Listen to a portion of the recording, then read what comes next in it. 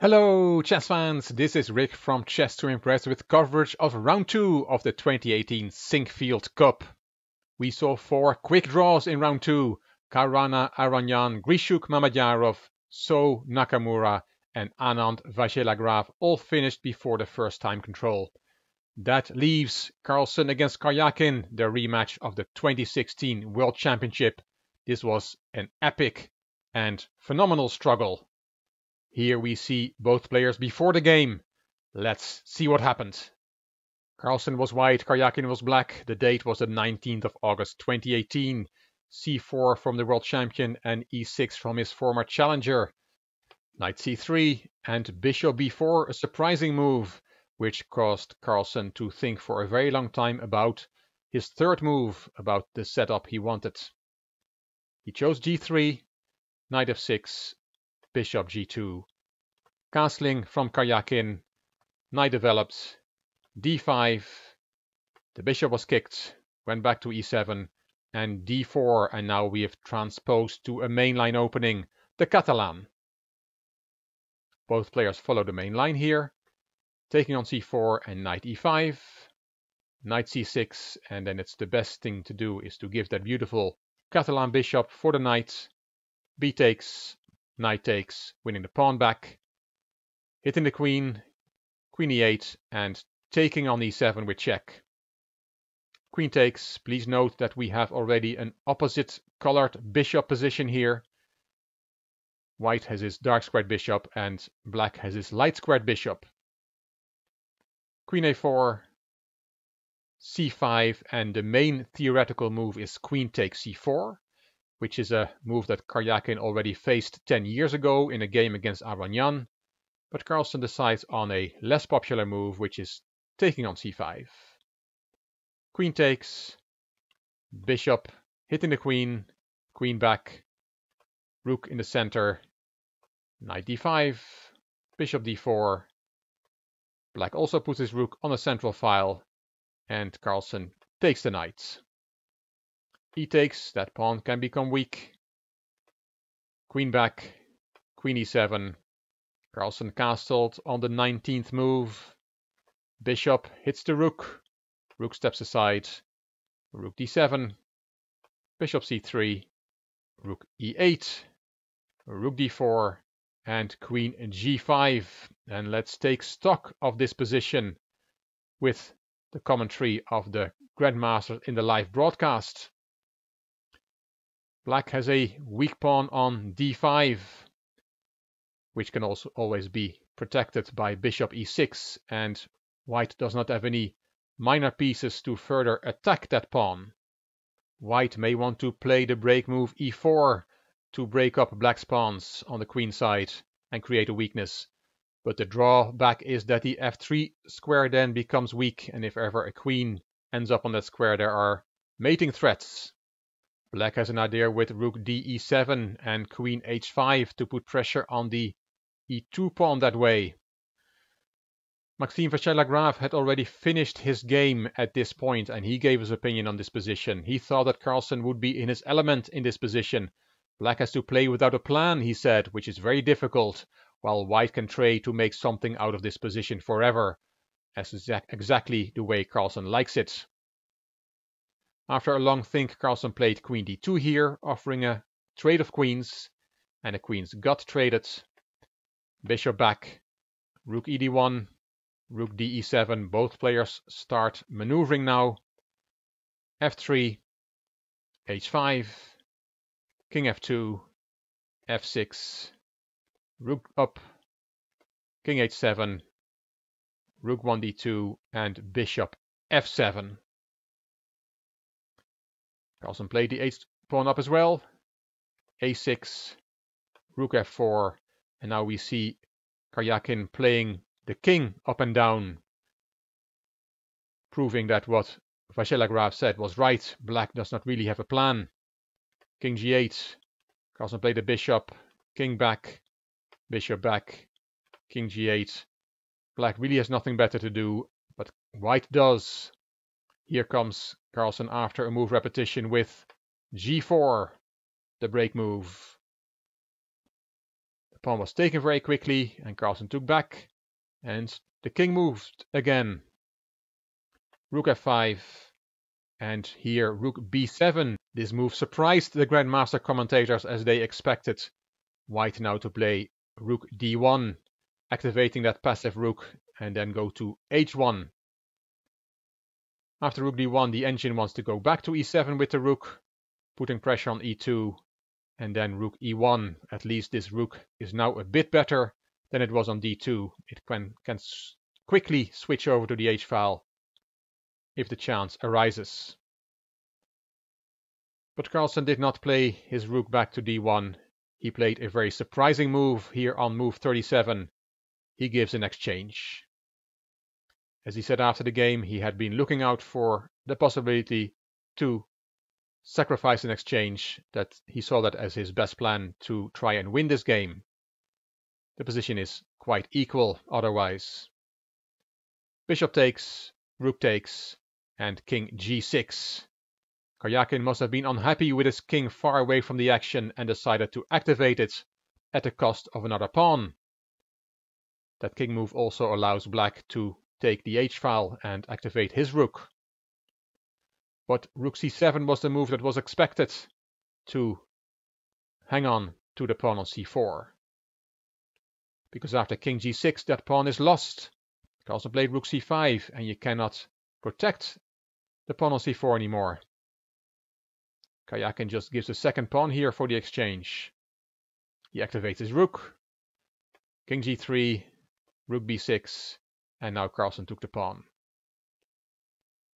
Rook h1, rook c7, and rook c1, a move condemned by Grandmaster Rd1 in the broadcast, saying it doesn't do anything there, that rook. He said a plan would have been to double the rooks on the e-file to deal with the move e2, e4, which will be coming. And as we'll see, Rd1 saw that well, because many moves from now, Karjakin decides on that defensive setup. Rook d7 from Carlsen, rook c6. And there is always an option here of sacrificing the exchange back. That's one of the options for black. That must have been something that Karjakin thought about. That's why both his rooks went to the c-file. And that's why Carlsen played a4 here, very instructive, to take the rook takes c3 option out of the equation. Because if you decide to give the exchange back now, b takes, rook takes, then there is rook d6, and you will win the a6 pawn, while you're not losing the a4 pawn, which was on a3 only a moment ago. Because of rook c2, for example, hitting the e pawn, then white just plays e4, and this pawn is lost, and it's a very good rook endgame for white. That's why Carlsen played a4. Karjakin did not give the exchange. He played rook g1 check, king f2, and the rook to a1, hitting the a pawn. Pawn up to a5, protected by the bishop. Rook a4, bringing that rook back into the game. King g3, rook a c4, and rook a7, also a move geared towards discouraging the exchange sacrifice on c3. If black plays that, then white will win the a6 pawn straight away. Rook e6, and the expectation was again that black is now going to put his rooks on the e-file, anticipating the e2, e4 push. Also, it should be noted that if black can ever swap a pair of rooks, then he has an easy draw. So that's something that Karjakin will play for, and that Carlsen will have to avoid. e4 now, rook c8, rook d7, and rook ce8 was expected, but Karjakin does not go for that setup yet. He plays the rook to c6, doubling on the c-file. That enables white to play f4, because the e-pawn is now not attacked. Rook h7, trying to swap a pair of rooks. A check, king drop back, and Carlsen does not want to swap the rooks. Karjakin tries again, and rook back to d3. The rook has to leave black's position to avoid a trade. This position is all about white being able to push e5 and g5. That's the only winning attempt for white. But so far, the position is still in the balance. Rook E8, Rook D4 to defend the pawn and stopping that rook coming to C4, Rook C7, King F4, and finally Karjakin goes for the setup that Rd1 in the live broadcast had advocated quite a while ago. Rook C4, King H6. The king is now also helping to fight against the possible G5 and E5 pushes. Look at this move from Carlsen. King F3. Saying to black, you're in Zugzwang. If you move your king back, I'll push E5 and then G5. For example, King H7, then E5, F takes, King E4, followed by G5. You cannot play King H6 again, because then there is Rook C6 check, and that wins the pawn on A6. King F3. Carlsen shows great patience here, trying to make something of this position. Rook D7 from Karjakin, and here E5 is the strongest move, but Carlsen plays Bishop D4, again being ultra patient, saying to black, you cannot improve your position. Carlsen is letting the clocks run down before going into action, increasing his chances to win the game, because defending is a lot more difficult than attacking, especially with very little time on the clock. Carlsen has won hundreds of games with this strategy. King H7 from Karjakin, B4, Rook D6, King E3, King back to H6. Carlsen had about 6 minutes left here, plus a 30-second delay. Karjakin had about 10 minutes left. Rook C1. That rook was on A7 not so long ago, remember? And now it's back at white's bottom rank. King H7 again. Bishop B6, which was a move Carlsen after the game said was not a good move. He did not explain why, but he did not like this move. Position is still in the balance. Rook D7, Bishop back to C5, and Rook E D8. Looking to activate his rook with Rook D3. Carlsen is now under 3 minutes on the clock, and he gave a check. King G8, King F4, and here the commentators were screaming for Rook D1, trying again to swap a pair of rooks. But Rook E8 was played by Karjakin.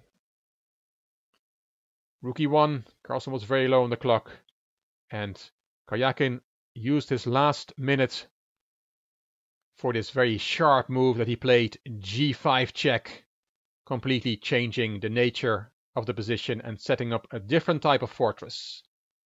He played it with 1 minute left on the clock. G5 is a good move. Carlsen took en passant. King G7, G5, King takes, and these pawns were swapped. Rook H1, threatening Rook H6, winning the A-pawn. Karjakin found Rook F7, good move. If you now play Rook H6 check, it's a blunder. It's never too late to blunder a rook, because King G7 check wins the rook on H6 because of the check from the rook to white's king.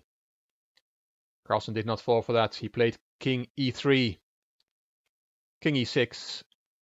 All black's pieces are on light squares. He has set up a very nice blockade. Rook H4, Rook F6 with only 37 seconds left on the clock for Karjakin. Rook H7, Rook back, and Rook H5. King D7 and E5. That's the only idea that white has left. The position is equal, but both players are very low on time. Rook F1, King E4, and here Rook E6 is the right move, finishing, building the perfect blockade, and white will not be able to break through this fortress. The position is equal, but here finally, after 77 move, Karjakin blunders with King C6. Now white is winning, and yes, white is winning, but you still have to find the right moves, and it is to Carlsen's credit that he found all the perfect moves from now on. He gave a check, king b5, another check, and king c4. Maybe Karjakin was hoping to get some counterplay by activating his king. But it turned out that the king is offside on c4. It's not active at all. It gave up the blockade and is now out of the game. e6, the right move from Carlsen. And the king is going to walk out of the checks. It's going to zigzag its way out. As we'll see, king f5, rook check, king e5, rook check, king f6, rook check, and king g7. You cannot give another check on g1. That square is covered by the bishop. Rook a8, covering the a6 pawn, and e7. Rook e1, king f7, and rook e4. Many moves win now. Rook d6 was played by Carlsen, threatening rook d8. Rook h8 was played by Karjakin. It was his last move of the game because he resigned after rook takes a6. White now has 3 extra pawns for the exchange. The pawns are far advanced. White's king is in a lot better position than Black's king. This is an easy win now for White, and Karjakin threw in the towel. The picture of the handshake, a dejected Karjakin and a happy, relieved Carlsen, who said after the game, "I'm very happy to win. I'm objective enough to realize that when we're both so short on time, it's hard to play perfectly. I made mistakes in the game, but will not blame myself for it. I feel like I did everything I could. Sometimes it's enough and sometimes it isn't. This time it was enough." Big win from the world champion. So 4 draws and the win from Carlsen against Karjakin gives us this table after round 2. Mamedyarov, Aronyan and Carlsen lead the way. 5 players with 2 draws. So lost 1 game and Karjakin lost both games. He had a tough start with 2 black games. Round 3 will be played on Monday the 20th of August and we'll see Aronyan against Carlsen. Karjakin finally with the white pieces against Anand. Vaishelagraf against So, Nakamura Grishuk and Mamedyarov Kairana. I will be here after the round to tell you what happens. Hope you enjoyed the video and that you will follow the progress of the 2018 Sinquefield Cup with me. If you liked the video, please give it a thumbs up, please subscribe to the Chess to Impress channel and please leave a comment. I will read them all and I promise I will reply. If you liked the video, it would be great if you could share it on social media. This is Rick for Chess to Impress. Thank you for watching.